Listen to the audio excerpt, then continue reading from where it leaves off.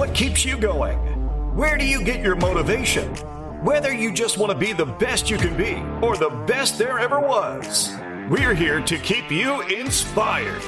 Conversations with today's top fitness influencers, coaches, athletes, and bodybuilding professionals. This is Inspired Fitness. Here's your host, Sean Feuderer. Welcome to the Inspired Fitness Podcast. This episode is sponsored by Flexogenics. Every year, thousands of people undergo unnecessary joint and knee surgeries. Flexogenics was created to offer the very best in non-surgical solutions that allow you to get back to doing the activities you love. Before deciding on surgery, schedule a consultation and explore non-surgical options. I have personal experience with Flexogenics to treat osteoarthritis and tendon damage. I can confidently endorse their hyaluronic acid and PRP solutions. Welcome back to another episode of the Inspired Fitness Podcast. I'm joined today by my co-host, Kimberly Helm, along with our very special guest. He's six-time Ironman Triathlon World Champion. He's been deemed the greatest endurance athlete of all time by ESPN. He's the legendary Mark Allen. Mark, thanks for joining us today. Wow, those are some titles. They're significant accolades. Yeah, sometimes I can't believe that I actually earned all of those things, and like growing up as a kid, I was kind of the little skinny guy that, was last to pick when you had to pick the teams for the softball in elementary school. And, I was never the fastest or strongest at anything growing up. From the purely physical side of things, I was not the kid that everybody's going, wow, someday you're going to be like this amazing athlete. They saw that I love sports. I loved athletics. I swam as a kid. And so they could see I had that passion for, doing physical stuff.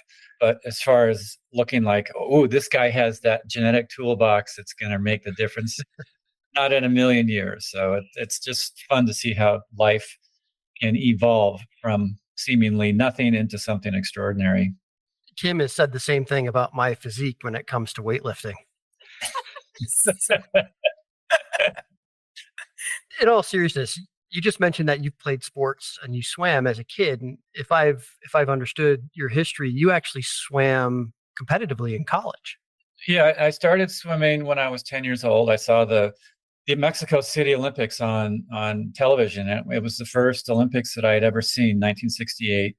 I was just mesmerized because, as you know, Olympics, you've got all of these top athletes in all of these sports doing these amazing things, and to have it consolidated into this 2-week thing. And the piece that really just captured me was the distance swimmers, because at that point in my life, I was 10 years old. To go one lap of a pool was like a near-death experience for me, And so here's these swimmers going back and forth, and I couldn't believe it. Like, how can they do that?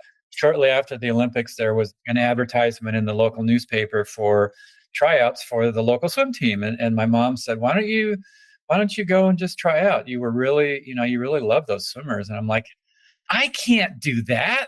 And she goes, just go, And so I went and I showed up at the pool, and, the swim team the kids are going back and forth and back and forth. I'm like, geez, and they said, well, just get in and swim a couple laps. I'm like, but I actually swam 100, I stopped at each wall, but I swam 100. I'm like, wow, anyway, that sort of went all the way through college when I was about 22, but I never did anything super extraordinary as a swimmer. I was kind of good by default and not great at all. I was never like a newsworthy swimmer. I never made it to Olympic trials.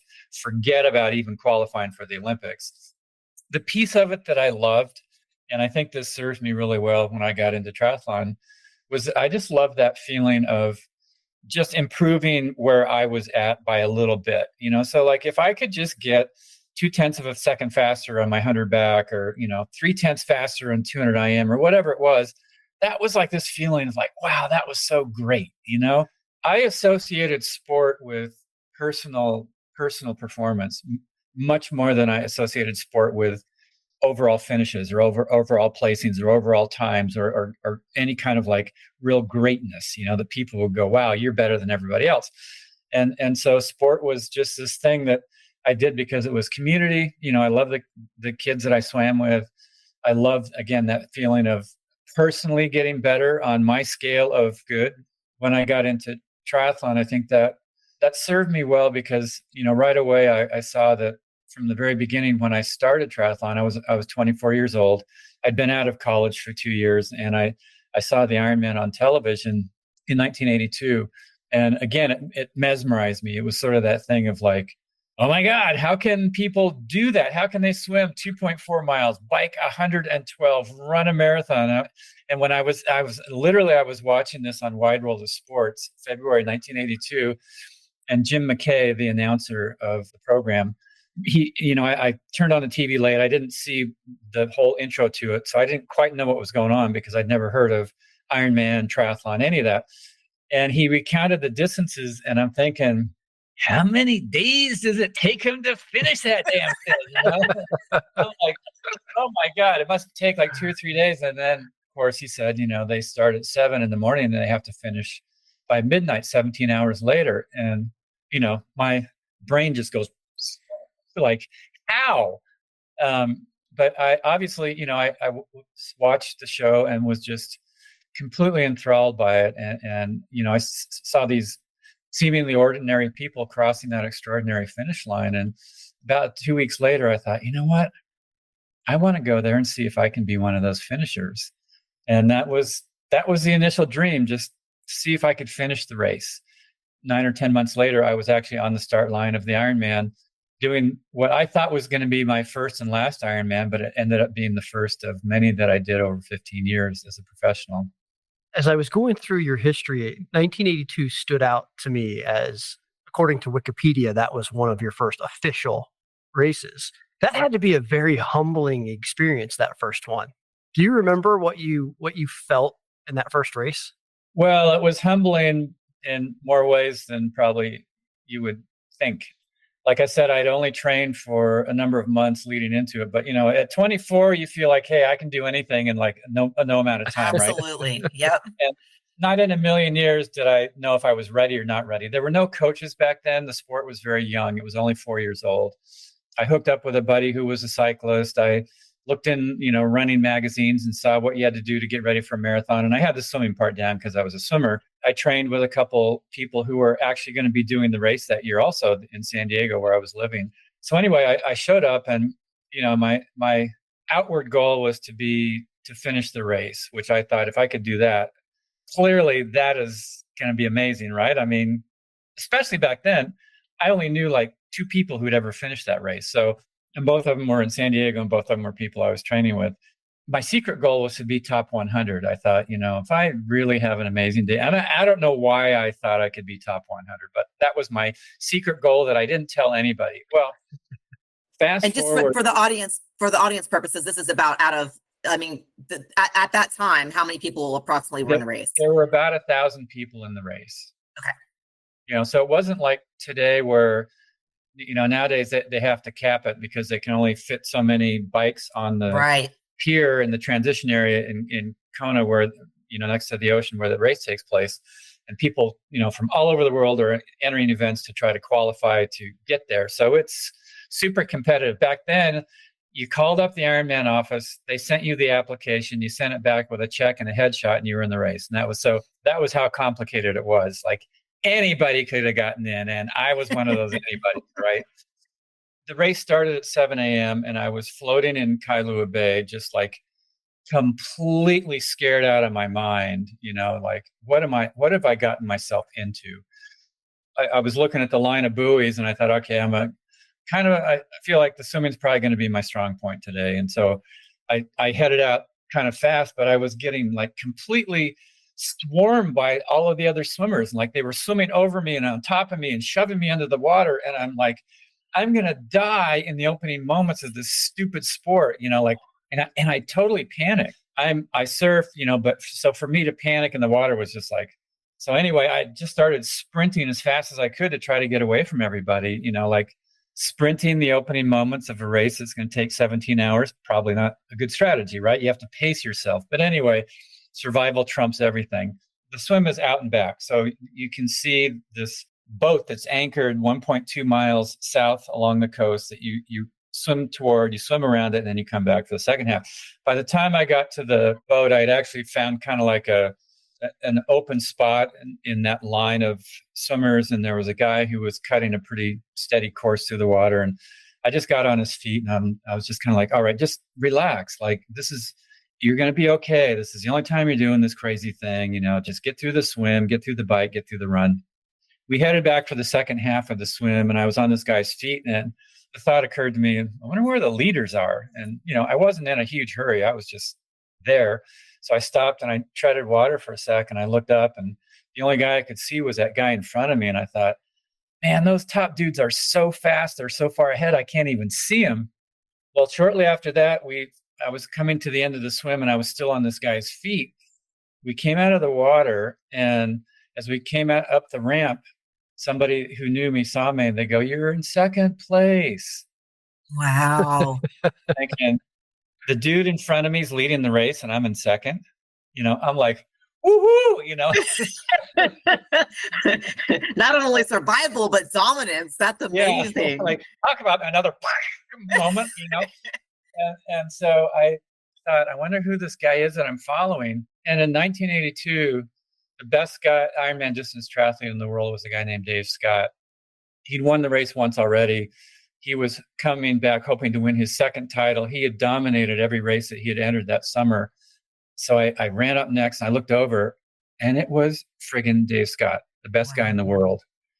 Now, my IQ just dropped to about 3 because I can't even believe where I am in this race and who I'm next to. And so we headed out for 112 miles of biking, and halfway through the ride, I was still with Dave, and we made the turn, and we headed back for the second half. And, I'd actually never talked to this guy before. I mean, he was the man back in those days. And so I thought, perfect time for an introduction. So I pulled up next to him, and I'm, panting, and I'm going, "Dave, when we're done with the bike, you want to go for a run?" And he looks over at me, and he's just like, "Who are you?" And I said, "Well, my name's Mark Allen." And he goes, "Oh, I think I've heard of you before." And he clicked his bike into a big gear, and he took off. And so I thought, all right, well, guess that conversation didn't go so well. And so I clicked my bike into a gear to pick up the speed, and I heard this just wrenching, clanking sound. And I looked down, and my derailleur had broken off of my bike. Off-road Dave Scott, he won his second title that year. My bike was broken. I couldn't go any further. My race was done just after that halfway point of the bike ride. So that first year, I didn't even achieve that goal of crossing the finish line. But I had been with the best guy in the world for a couple hours of racing. That was really when the dream was born. Like, maybe if I take my time and somehow come up with the opportunity, the way to train, learn, gain experience, maybe someday I can be the champion of this great race. The first pivotal moment for me was seeing the Ironman on TV and just being drawn to go there. Like, there was no logical reason why I should go do that crazy thing, but I knew that I had to go do it. And then the second sort of key moment was that year when it's like, oh my gosh, maybe I can be really good at this. And the seed had been planted. The seed had been planted, yeah. So you go on to absolutely dominate the sport yourself for almost a decade, the mid 80s to the mid 90s, coming in first in, we said 6, but you've had a number of top 10 finishes in that time. You took the podium almost every race you competed in, with the exception of that first one. Yeah, that first one I didn't finish. The next one I finished third. I knew that I needed to finish it to really understand what it was like to cover that whole distance. I was pretty proud of that, obviously, my first actual finishing in third place. The next year I finished in 5th. So it was further back in the field place-wise, but I was actually closer to the leader at the finish. And so it was like, okay, I'm still improving. And then the year after that, I finished in 2nd place. As I was getting ready for my 5th Ironman, I thought, you know what? This is the year. This is the year that I'm going to win it, because there's only one guy who beat me last year, and it was Dave Scott. And I think I've got his number now. And so as I was getting ready for my 5th Ironman, I just thought, how can I get more fit than everybody else, including the best guy? And I thought, I'm just going to outswim, bike, and run them all year round, all year long. I'm just going to out-train them. And that mentality, like, if I just do more and keep myself busy, I'm going to be better. Well, more is not always better, and busy is not always efficient, right? And we know this from everything from athletics to business to you name it. But I did almost 15,000 miles of swimming, cycling, and running that year. So it was farther than I drove my car. I think I probably should have been committed at that point. But anyway, I thought it was a smart idea, and so I showed up, and I knew that Dave had not done that kind of training. And we ended up very close together in the swim, together on the bike.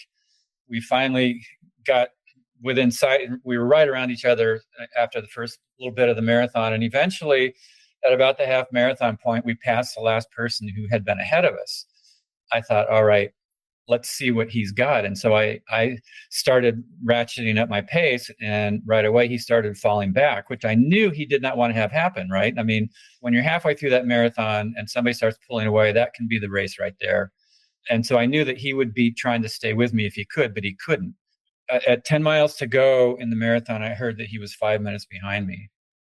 I did the math, and it was pretty easy. Like 10 miles to go, 5-minute gap. That means that a guy who's losing time is now going to have to turn it around and make up 30 seconds a mile on me every single mile he's closing 10 if he's going to catch me at the finish line. And I know there's no way he can do that. And so, 10 miles to go, I'm going to be the champion. I started thinking of the acceptance speech that I was going to give the following night at the awards. But it didn't work out that way. The next aid station I went through, I got some nutrition and, some sport drink and some water, and it had no effect. Like I could tell, I should be getting a boost from this, and I'm not. My energy's actually dropping. And so the aid station after that, I walked through it, and I got a ton of stuff, and I just threw it down. Nothing was absorbing, and my energy kept dropping further. And I knew, okay, at some point, I'm going to run out of gas here, and I'm going to have to walk. And I guarantee you, nobody wins the Ironman walking on the marathon. 5 minutes gets made up like that. When somebody's running, you're walking. Sure enough, at one point, I started having to walk. And so I walked, and then I'd jog, and I'd walk, and I'd jog. And finally, with about 3 miles to go, Dave Scott passed me. At that point, it was sort of like, what do I do? This is my 5th Ironman. I've been 2nd, I've been 3rd, I've been 5th. I've been in the lead at the end of the bike. Now I've been in the lead for, a bunch of the marathon with only a few miles to go. And I can't win this thing. Dave Scott is winning. And in that sort of very depleted state where I was kind of walking and jogging, I had to pivot. Sometimes you have that big dream and you're thinking, I can feel it. I can see it. It's going to happen. And other times you get in the middle of stuff and you go, I don't know if I can see it or not, but you keep pulling back around that you can see it. Well, sometimes you're in a situation where that big dream is going to be absolutely impossible to achieve on that day in that situation. And so then I had to ask myself, what's my purpose here? Do I just throw in the towel? Do I quit? Do I just sort of walk it in? What do I do? And it took a while, but then I realized, at the end of the day, I want to be able to look back and say that I got everything out of my body that I could. I want to get 100% out of this 20% situation that I'm in. And if I can do that and get across that finish line, I'll be able to hold my head high no matter what place I end up on this day. And so when I was walking, I walked as fast as I could until the energy came back, and then I jogged. And then I jogged as fast as I could until the energy dipped again, and then I had to walk. So I ended up in 5th that year, and the top 5 were on the podium at the awards ceremony. And so, people knew that I struggled and that it was even getting that 5th place was hard, but it was something that I was proud of. And in the years to come, I would realize in that situation where I was operating at like 20% of my optimal capacity of everything was going right, I got 100% out of that. That was a skill that I used over and over and over in the races that I won, because when you're in an Ironman, like for me, the race was always just around 8 hours to complete. And so in 8 hours, you never feel 100% the entire way. Some points you feel great. Other points, your energy dips. Something doesn't feel good. You're working at maybe 70% of capacity or 80 or 60, and then things come back up. Well, had I not had that bad race where I was getting 100% out of 20, when I was in those races where I ended up winning and I would dip down to 70% or 60% of capacity, I probably would have freaked out and thought, oh my God, I can't win it. But it was just a point where I go, this is okay. I'm going to get 100% out of the 60% right now. And hopefully things will turn around. And they always did. And so it would go like that.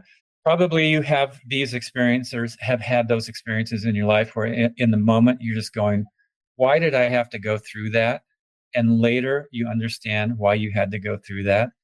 And you're grateful that you did go through it because it gave you a skill or showed you a strength that you didn't have before. You learned something that you're able to apply later.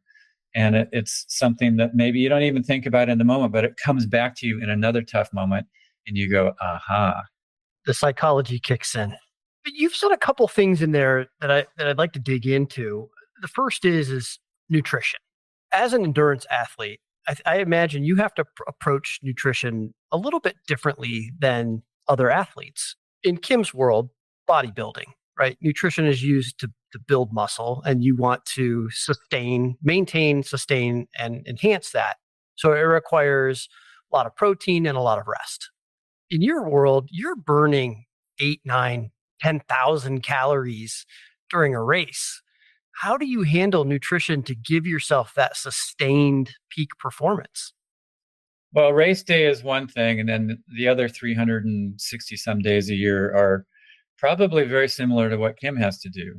When I first started competing, the science was always saying, well, no, endurance athletes don't need that much protein. They're not like bodybuilders. They're not breaking their muscle down like that. So they don't need as much. You need a lot of carbohydrates.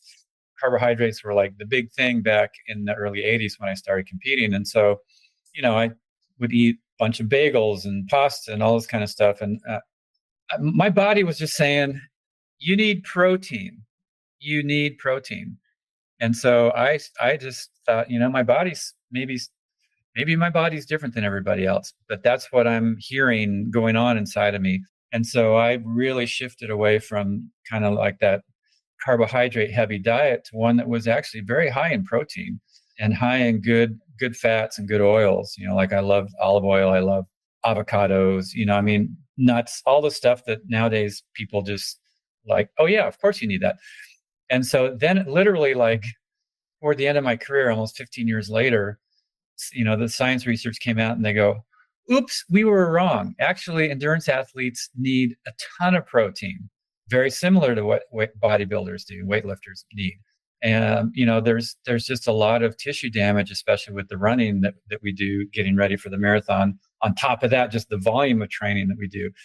Day to day, my diet was very well-rounded. I didn't do anything extreme, but I tried to tune into the subtleties of what my body was telling me to do.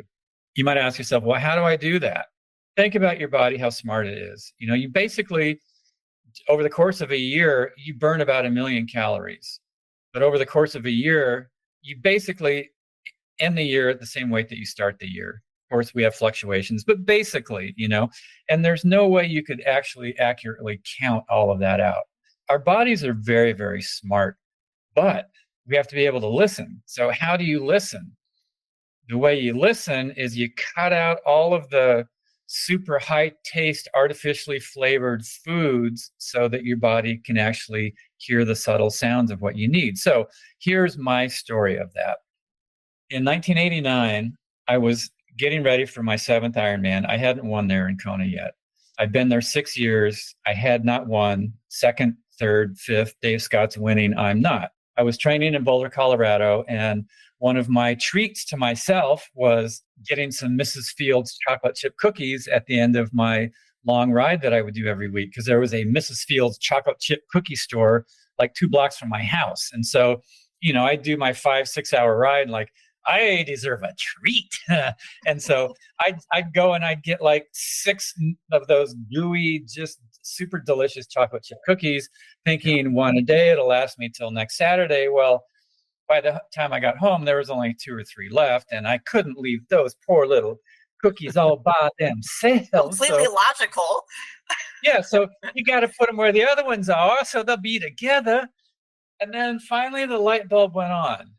Now, Dave Scott was pretty clean with his diet. He knew that endurance athletes needed a lot of protein, and he was kind of vegetarian, and so to get the protein his body needed, he ate a lot of cottage cheese, super high density protein, right? But he felt like cottage cheese had too much fat in it. This is before you could get like non-fat cottage cheese. So to optimize the performance of his cottage cheese, he would stick it in a strainer under the faucet and rinse it to get rid of the cream. So if I'm going to win the Ironman, I've got to beat a guy who's willing to rinse his cottage cheese. You know what I'm saying? So anyway, the light bulb went on. I am eating 6 Mrs. Fields chocolate chip cookies in a sitting. Dave Scott's rinsing his cottage cheese. I'm not winning. He's winning. Okay, so I wrote a book, co-authored a book with Brant Secunda called Fit Soul, Fit Body, 9 Keys to a Healthier, Happier You. And one of the keys in there is living what you ask for. I'm asking to win the Ironman, but eating all of those chocolate chip cookies is not living what I'm asking for. Who's going to say, oh yeah, to win Ironman, you better eat 6 of those every week, right? No, nobody's going to say that. So I cut them out. It took about 6 weeks for that craving to go away. But as that craving for those cookies subsided, I started to hear all of those subtle things that my body was telling me. You need more protein in this meal. You need more fat in this meal. You're just dehydrated. You need more water, whatever it was. And I realized that sugar, it's like it hits that addictive part of your brain, that high, almost like ecstatic part of your brain that is the same as like where morphine hits. It's like it hits that addictive part of your brain, and it's such a strong flavoring, just like artificial flavors or added flavors, even if they're organic, concentrated, natural flavors. They hit that addictive part of your brain, and they mask your body's ability to hear what your body really needs. I tell people all the time, if you really want to craft a diet that works for yourself, get rid of the junk, start listening to what your body's telling you, and you'll know what to eat. And it is different for everybody. I really like the quote. I'm going to steal one of your quotes. I really like when you say, live what you are asking for. It really makes sense when you really think about it. In order to be able to live up to the task, and do things to your point, like cutting sugar, cutting chemicals, no sugar, it all masks your senses, right? It all leads you down a different path. And it's really cool to hear you talk about it, because there are athletes out there who don't get to that point, who still indulge in the cookies along the way. And maybe they have genetic gifted ability where they can do that, and get ahead, and it works for them. And then there are some folks who know that even from a mental perspective, when you stick to that mentality of, I need to live what I'm saying I want out of this. I need to do it every single day. I need to breathe it. I need to sleep it. I need to think about it. When you take it to that level, it switches that mentality that you are able to go to a competitor level versus a casual competitor level, if that makes any sense. Yeah. And, when you make that switch, all of those things that you need to do that maybe initially might sound like you're giving up something, all of a sudden you get this switch where it's like giving up the stuff that's holding you back. That actually gives you the pleasure of giving it up, of saying, no, I'm not going to do that. I'm not going to eat that thing. And if you make that switch, then it stops being a test of willpower, because you start living your life in a certain way, as opposed to trying to regiment your life in a particular pattern or a particular recipe of how to achieve that result. Look, I'm not a monk. I still, from time to time, I'll have junk. I'll have, whatever that I know it would not benefit me if I ate this all the time, but I don't eat it all the time. And so one of the simplest ways is like go, and I've actually done this with people. Go through your cabinets, go through your refrigerator, throw out all the stuff that that's your treat, and then don't buy it. If you don't buy it, you won't miss it. if it's there, you're going to have willpower to resist it, or to hopefully eat just a little bit of it here and there. And again, it's what you do 90% of the time that really makes who you are, or whatever, both from your diet, from your exercise, from the thoughts you tell yourself, all that kind of stuff. I kind of like to try to live my life like I want to live a champion's life. And a champion's life is just being, again, it's not about being better than everybody else. It's about being your best. Right. That's a great perspective. That really is a great perspective. I'm curious about one thing. So Sean, we kind of talked before we went live on the podcast. We started talking a little bit about how I have just a scrape of an experience for an Ironman, right? I was lucky enough to participate in a relay in the Blue Ridge Mountain in Roanoke, Virginia. And I did the swim portion. And in order to train for that, because unlike you, I did not have that swimming background at all. So it was completely new to me. I felt like I was trying to learn how to swim and how to breathe and all these things in order to not only not die in the water, but then prepare for such a long distance race. And in doing that training, I participated in some swimming camps with some elite open water swimmers that were doing things like swimming the English Channel, really long distance endurance types of races. And I had the luxury of spending some time with these folks, which I was very fortunate. They entertained me to come along with them to train, and I learned a lot from them. But like, for instance, one lady who was preparing to swim the English Channel in 4 weeks, she was telling me how her diet was affected so significantly because the water there was so cold that she would put on extra weight to help stay insulated and then survive that longer distance over an extended period of time. So for someone like yourself who's gone through this many, many times, is there a certain time frame out from the start date of that Ironman competition where you have to go through any phases like that, where you're trying to not necessarily bulk, but increase your nutrition? It's not a apples to apples comparison. Like, so for sure, somebody who's doing open water swimming in cold water without a wetsuit, they have to have more body fat. As an endurance athlete, in general, you want to have less body fat because, you just don't need it. But you can't be too lean. Like the very first year that I went to Ironman in 1982, I saw these people running along the strip there, Elite Drive, and I'm like, oh my God, like lean, super lean and cut and muscular. And I'm like, I felt so inferior. Like, I'm the inferior human being here. I just have kind of like a normal, like whatever, medium build. Well, they were actually the first ones to blow up because they didn't have enough reserve. So it's a balance, and each sport is going to have its unique quality. But as far as would I sort of get a little more, I guess you'd say, strict with things as I got closer to the race? Absolutely.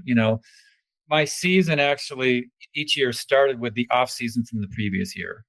So you go through a long season of training, you go through a bunch of races, and then when it's all done, I think it's really good to let your body actually decondition and to regenerate and rebuild, and to not be so focused in your training, and just to be more organic with what you do, so that your body regenerates, your mind gets to replenish itself as well.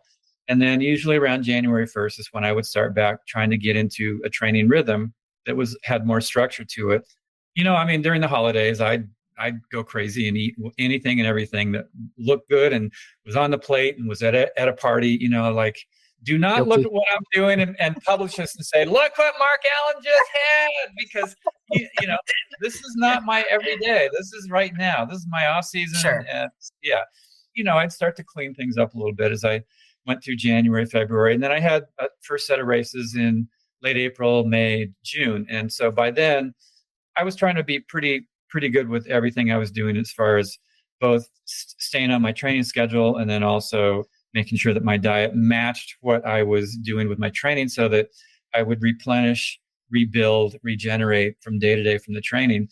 And then, of course, with Ironman, which is always in October, those last few weeks before Kona, the last 4 to 6 weeks, 8 weeks, that was a real focused training block. And within that block, that was also the time where I was like just super dialed into my diet, because if I wasn't, the training would just deplete me to the point where I would have a lousy race. And so with this huge volume of training that I would do in those last 4 to 6 weeks, I also had to manage my diet to make sure that I had all the macronutrients to repair, all the micronutrients so that all my chemistry worked right, and enough volume so that I actually didn't get too light. And it was, I would say, fairly intuitive in a sense, like on a lot of levels. We didn't have all of the devices you have now to measure everything going on in your body, to measure your sleep, your heart rate variability, your pace, good God, the numbers that am I happy today? I don't know. I've got a 27. What does that mean? It was so much more impressive when you to be able to accomplish. I think that's what's so amazing. And Sean and I have talked about this, to be able to accomplish what you did without those advanced pieces of technology. That is what is so impressive, because you literally were doing it the old school way, where it was pen on paper and figuring it out by trial and error. And we didn't have coaches. Now I have my coaching, the athletes I have, it's on a platform called Triathlete, and a lot of that's AI driven. So there's this software that's helping me as a coach assimilate and digest all of this data that's coming in and making it actually make sense for me as a coach and for the athletes and all that kind of stuff. There's been a lot of talk about, there's two triathletes from Norway, Christian Blumenfeld and Gustav Iden, who last couple of years just dominated everything. Like if one of them was in a race, one of those two was going to win it, kind of a thing. Christian won the gold medal in Tokyo. He won the Ironman World Championship. He won the half Ironman World Championship. Gustav Iden won the half Ironman World Championship. He won the full Ironman. And they had the Norwegian method going. And so at first it was like this super secretive thing, like, ooh, what's the Norwegian method? It must be like secret stuff that we've never thought of before. I actually heard this very extensive video podcast with their coach and describing what they did and kind of what they were looking at and how they did it. They had instruments that measured like total number of calories that their body was able to absorb per hour during exercise. They have these instruments that are measuring their core temperature. So they would get it hotter and hotter until they finally saw at what point the core temperature is. If it goes above that, then performance starts to fall off. They measured how fast they can run before performance starts to fall off over a given period of time. They measured how many watts they can push on a bike before things start to blow up. They just, all of these things that I'm going, they're not looking at one thing that I didn't look at. It's the exact same things. However, I had to figure it out intuitively. Like, ooh, I got pretty hot on that run and I started to die at the end. Okay, I know what that sensation felt like. Ooh, I was going pretty hard on the bike. I felt good, but man, I blew up halfway through that climb. Ooh, that was too hard. Now I know what that feels like. And so it was an intuitive learning as opposed to a metrics learning, and they're measuring lactate and dividing their workouts into very specific aerobic, low anaerobic, high anaerobic workouts and getting the mix of that right so that their fitness progresses like this instead of like this really fast and then they fall off the cliff. What they have learned in, let's say, 2 years, it took me 10 years to learn. And that's why the Norwegian method seems so impressive, because they took these athletes who've been training their whole life, who are actually, have a very strong base of fitness. And all of a sudden they measure all this stuff to fine tune it. Their performance just like skyrocketed, like this. My performance sort of, it went up and then I made some mistakes and it went down, made some mistakes. I got some stuff right. It went further. And so it just, it condensed the learning curve and the performance improvement curve. So the Norwegian method there's nothing that they're looking at that I didn't look at 40 years ago. It's just that they have the ability to quantify it versus me having to log all of these day-to-day experiences in the back of my brain and then sort of putting it together. Mark, I want to ask you one other thing about training. If I think of an Ironman, a triathlon as an elephant, you can't eat the elephant all at once. You have to eat it one bite at a time. So I would imagine training is very much like that. What's your training interval look like? It varies depending on the time of year. Like in the beginning of the year, like I said, I would let myself decondition from, not like I sat on the couch. Like I love to surf, so I would surf a lot. I'd run a little bit, but short and easy during the off season. I would bike maybe once a week or twice a week. So I was active without without it being focused on fitness. But when I came back into training, it's like, okay, the first real run where I'm actually kind of pushing it, 30, 40 minutes felt like that's a long way to go that fast, but it's nowhere close to what it's going to take for me to do a marathon fast in Kona. So in the beginning of the year, it just felt like, whoo, there's a long road to go. But when you're trying to get in shape, doesn't matter if you're a pro, beginning, novice, start from where you're at. Where are you going to end up? Where are you at right now? And then slowly and gradually over time, build sustainably to get to that place of the endurance you need, the strength you need, the speed that you need. Realize that you can have the ideal training plan, but that your body's not a computer that you can program. So fitness gains will not look linear. You're not going to get faster like this, faster, like in a long, nice straight line. Some weeks you'll absorb your training. Other weeks you'll do half the training and you're still too tired. You have to sort of roll with that sort of stair-step way that your body absorbs training and also how you recover. You go hard one day, okay, tomorrow you can still do something.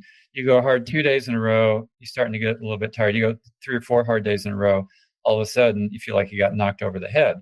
Recovery is just as important as any active exercise that you do in your training.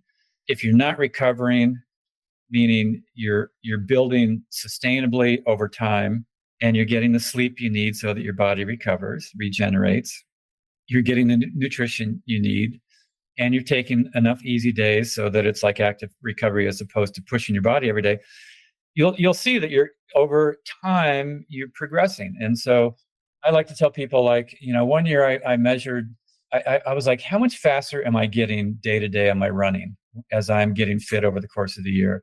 And I was only getting maybe a second or 2 seconds a mile faster every day per mile on running pace. So do you think from Monday to Tuesday, I can tell that difference? Monday to Wednesday? Not in a million years could I tell that difference. So I would go through long stretches where I felt like I'm not getting any more fit, but you're building this fitness. All of a sudden you hit a tipping point and all of a sudden something happens and you do take this jump. And it was like that in the water. I'm swimming my hundreds. I'm just repeating 110, 110, 110, 110. All of a sudden I get in the pool one day and it's like 105. Like, what happened? No matter what you're doing with your training, it's okay to like push yourself a little bit beyond where your fitness is today. That's how we get stronger, right? We push a little bit beyond where our fitness is today. And then tomorrow, after we've recovered, we're stronger, faster, have more endurance. But at the same time, as you do that sort of push up and down, ask yourself, if I do this today, am I going to be like I got hit by a ton of bricks tomorrow, or am I going to be able to go out there and continue to be consistent? Consistency is so much more important in training than what you actually do. Consistent training will get you more fit. It'll keep you healthier than any volume that you're concerned about, or speed that you want to go, or weight that you want to lift. Consistency is the absolute key to having a great experience in sports. That was one of my mantras, be consistent with my training. So yes, push myself during periods, but at the same time, not so much that I get burned out, I get injured, I get ill, whatever it is. Because of that sort of focus, I had a 15-year career as a professional where basically I got faster every single year, which not many people can say.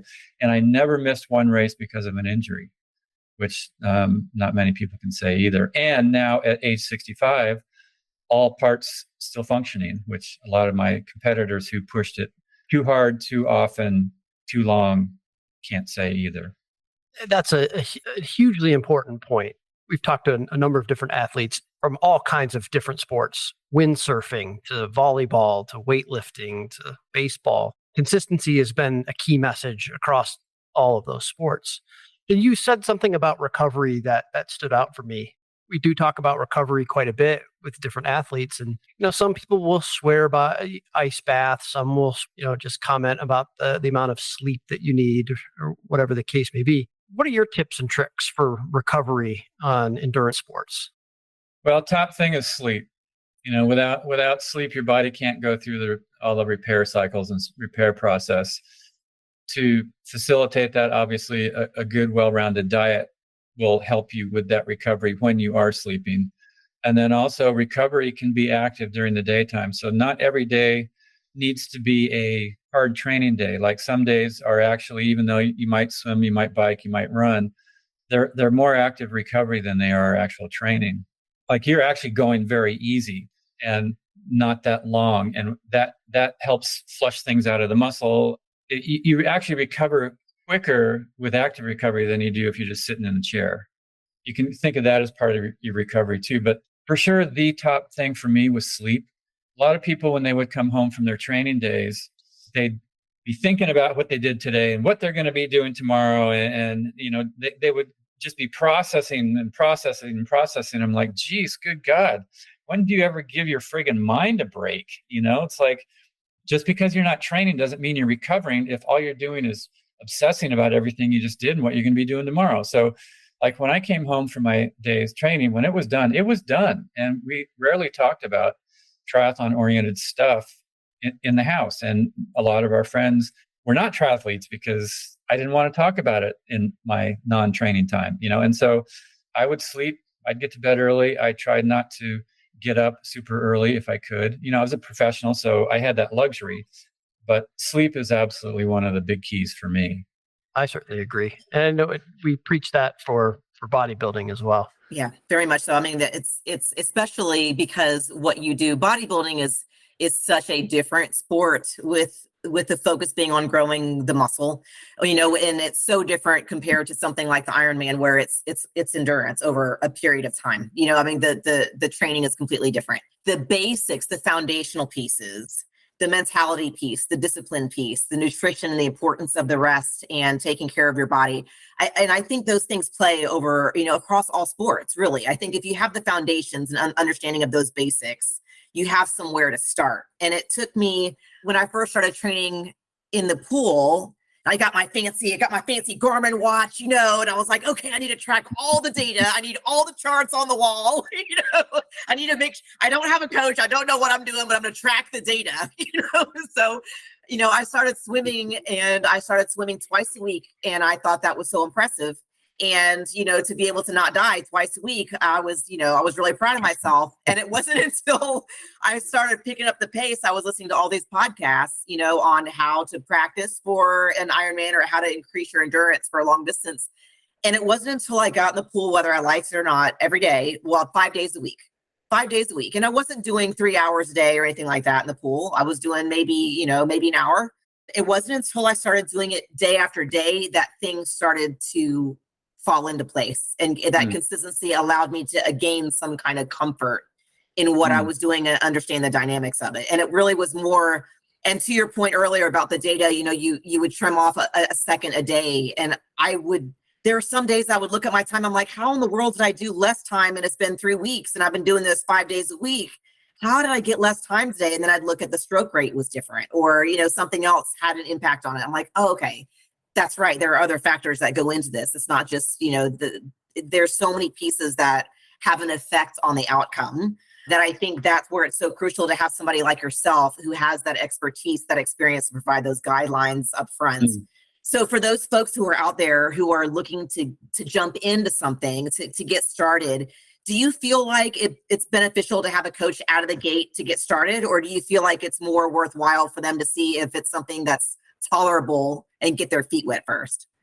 I love the idea of having a coach just from the get-go, because there's so many little nuanced things that can just make that initial building your momentum take place quickly. And a lot of times in the beginning, you don't even know what questions you should be asking, but a coach can help guide you with pointers and tips and equipment that you'll need, and just give you, basic structure for your training so that there's no guesswork in the beginning. And then a coach in general is kind of a low cost investment for a high return. And right away, I think you'll see, is this something that I really like? And if you do, then you can continue. And if it's like, I really like just running, or I really like just strength training, I want to do this one race, this relay, but after that, I don't think I'm going to swim, whatever it is, but for sure, I'm a strong proponent for people to get some guidance, get a coach, get a community to train with, so that you have other athletes who that, you can kind of, oh, how do they look when they're run? They're faster than me. What's their stroke, their run mechanics that's maybe different than mine? One of the challenges for a lot of people who have had kind of a lifestyle of athletics and training and racing is what happens when they get older? What changes? How do I adjust my mindset so that it's still satisfying for me? Because a lot of people, let's say like in their 30s, they did triathlon or something, and then they had a family, and now they're in their 50s and they have time again, so they're going to be doing it. They took a little break and they come back and they're like, God, I'm just like nowhere near where I was like 5 or 10 years ago. And I go, if you're going to compete with your 20-year-old self, you're always going to lose. Okay. Yes. So just so important. Yes.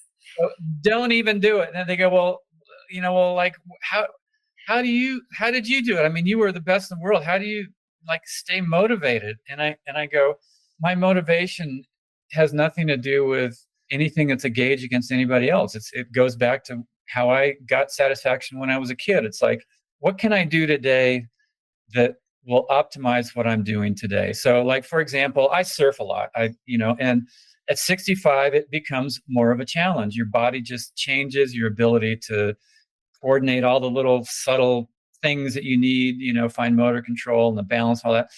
Do I surf as good consistently as I did 30 years ago? Absolutely not, but that doesn't mean that it can't be satisfying. So when I go out, it's like, let me just see how good I can make today.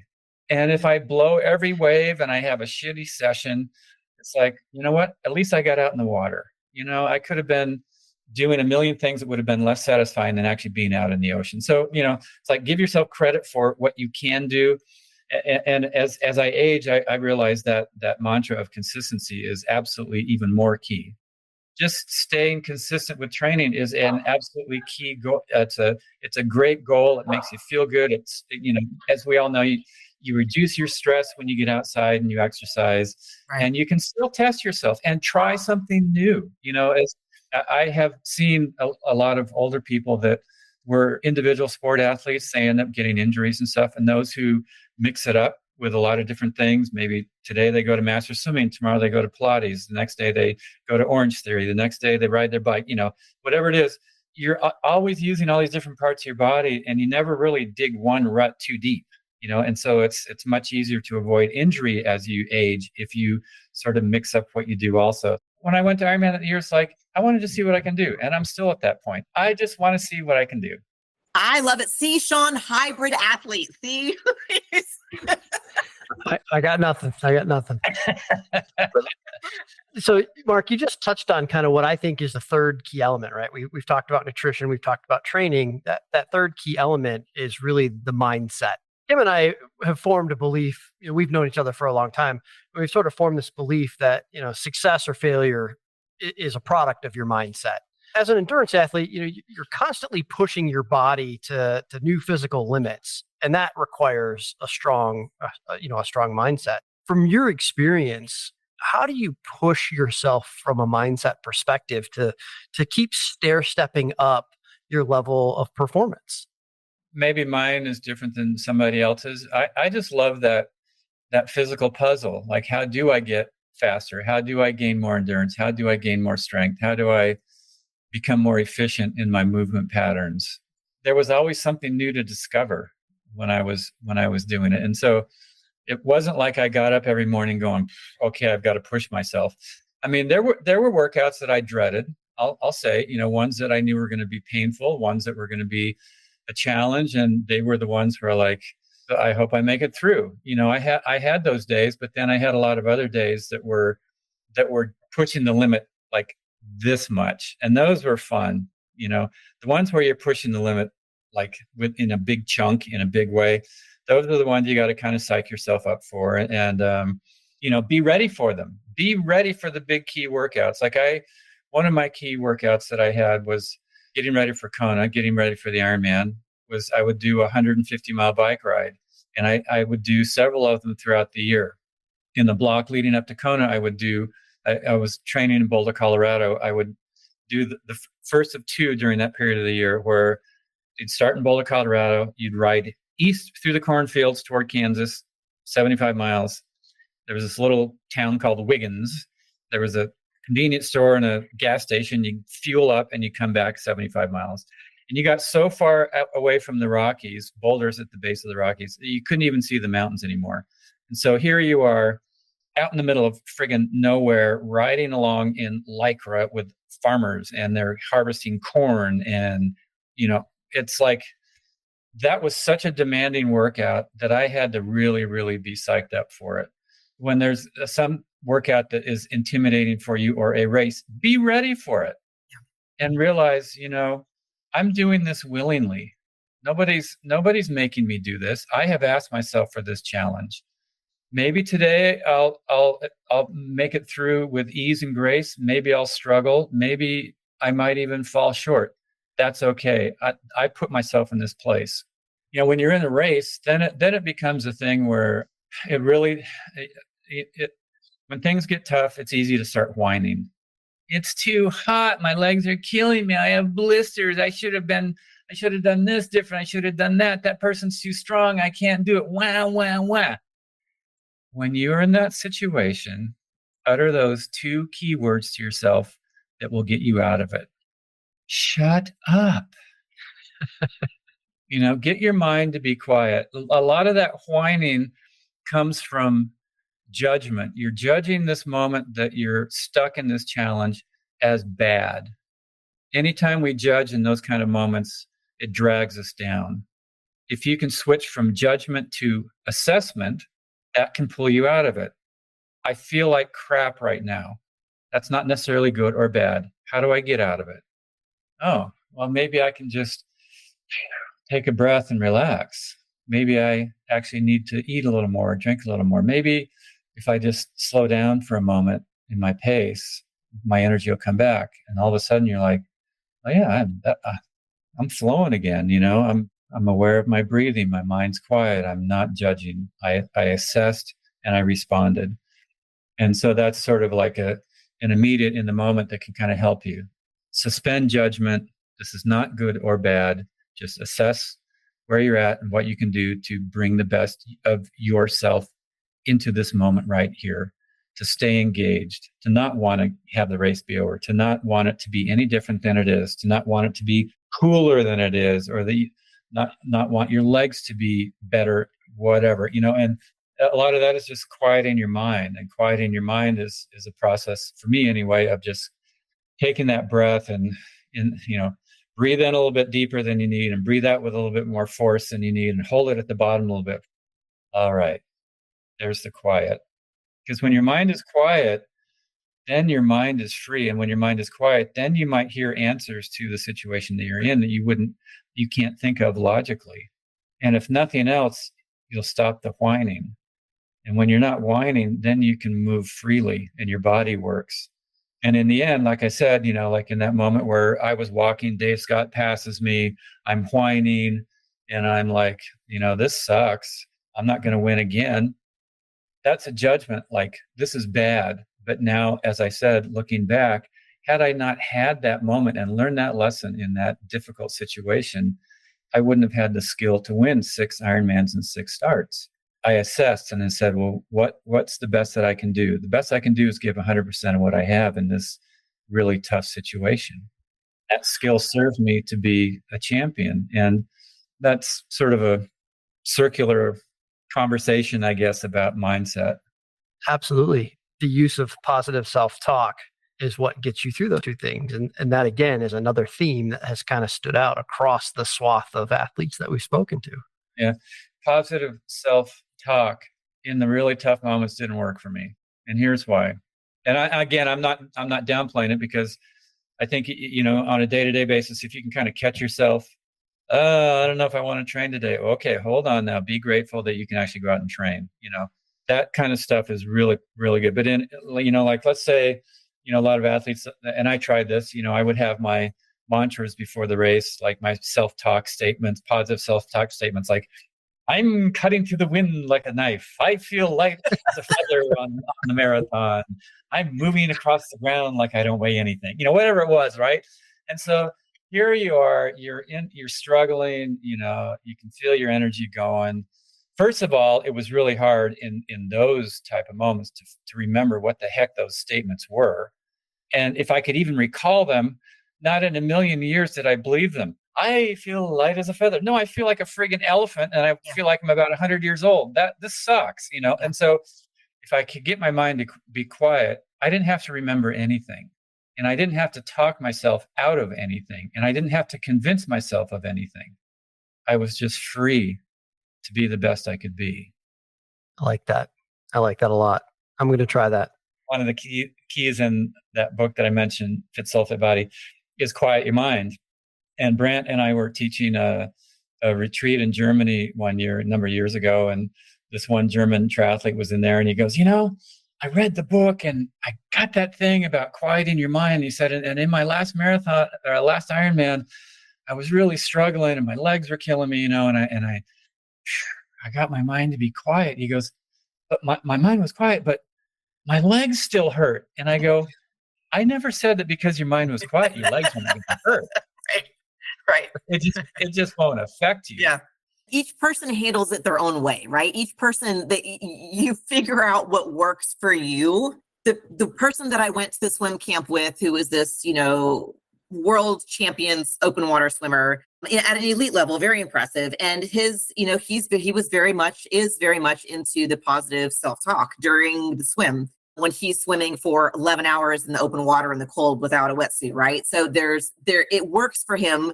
So it was interesting to learn from that, because when he was there, he would say, this water is warm, this water is warm, this water is warm, even though it was like 55 degrees, you know, Fahrenheit. And so, and me, I'm in the water going, this is doggone cold. This is not pleasant. It does not feel like a hot tub at all. You know?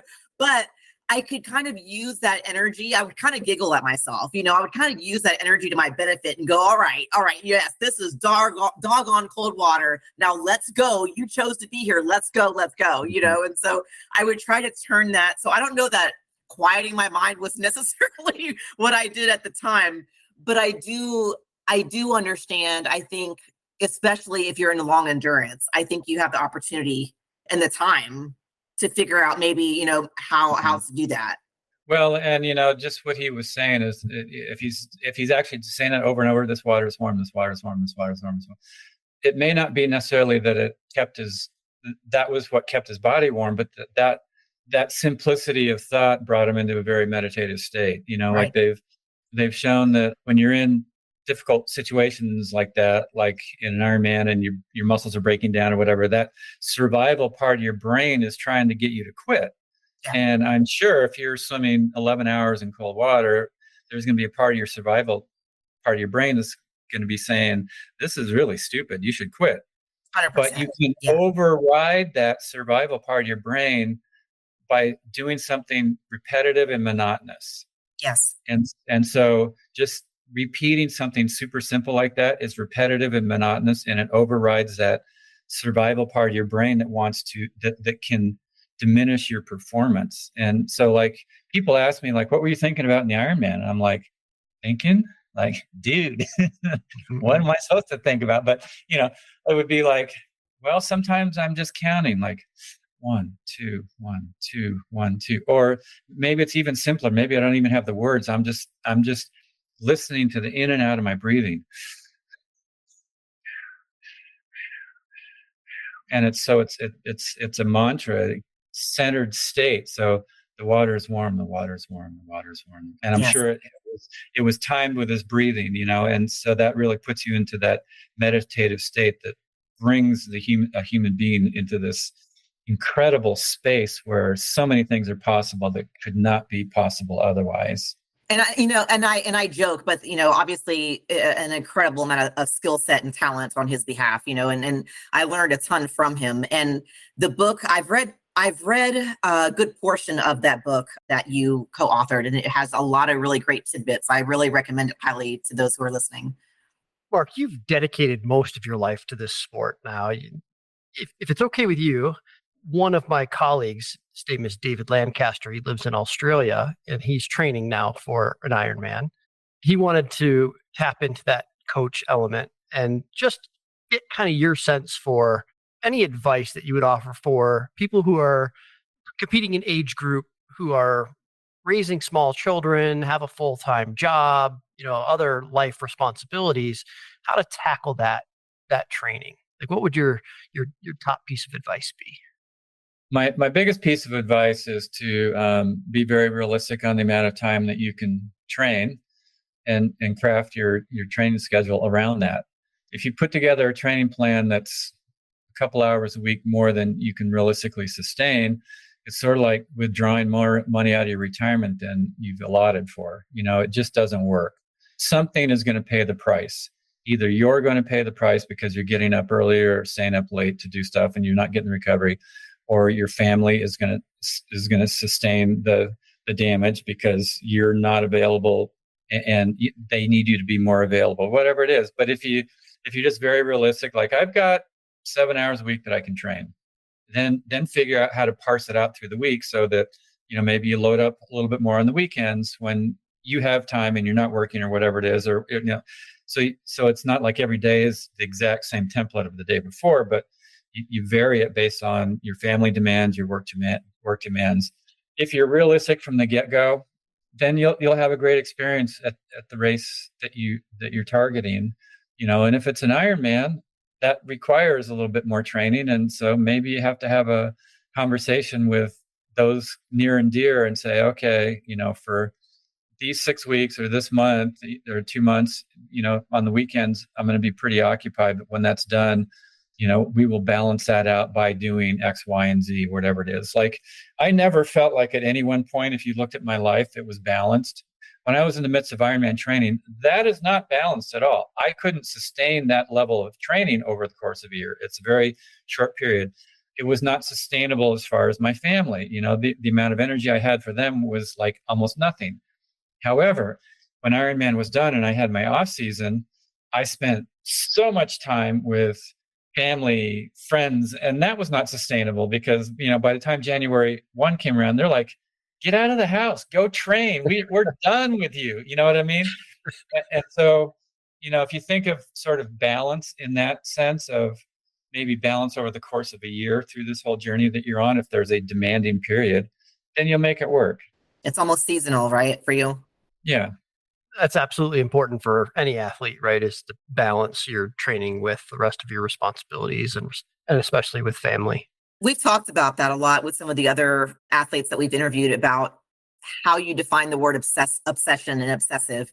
And is it fair to be obsessive over a sport in order to be successful at it? Is it a requirement and what that means? And we've heard a lot of people define it in different ways and say, having an obsession isn't necessarily a bad thing. It's not necessarily, oftentimes it has a negative connotation, and it's not necessarily the case if you're able to balance it over the long haul.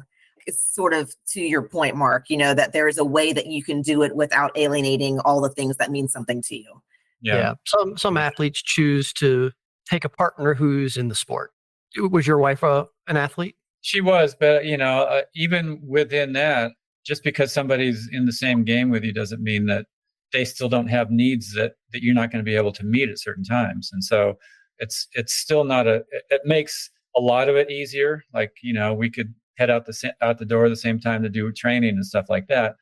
But there were still periods where she needed something or I needed something and the other one wasn't available to give it because of whatever big race he had coming up. And so it's not necessarily it's not a guaranteed recipe of success. You still have to be attuned to that sort of balance and the needs of others. And they have to be attuned to how can I actually support this person that is important to me to do something that is important for them.